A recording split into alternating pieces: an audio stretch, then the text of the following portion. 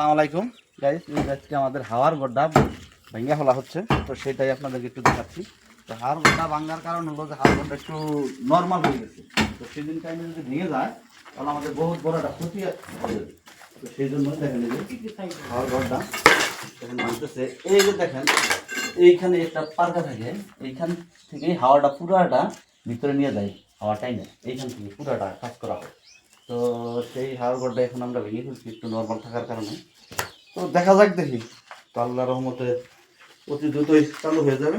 তো সেই জন্যই আর কি মানে আমরা যতটুকু পারি দ্রুত করার জন্য চেষ্টা করতেছি। তো সেগুলো দেখেন যে আমরা নিয়ে রাখতেছি যে আমাদের গাড়িতে।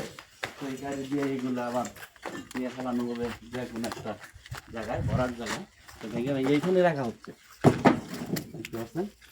তো এই যে পার্কা, এই যে পার্কা দেখেন, এই যে এটাই পাঙ্খা।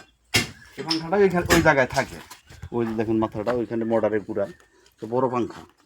তো জায়গাটা নরম হয়ে যাওয়াতে এখনই রেডি করে দিলাম, যাতে সিজন টাইমে আমাদের কোনো প্রবলেমটা ফেস করতে না হয় এই বল। আর আমাদের জন্য দোয়া করবেন, আর আমার ফেসবুক পেজটা ফলো দিয়ে পাশে থাকবেন। এই বলে শেষ করছি। আসসালামু আলাইকুম।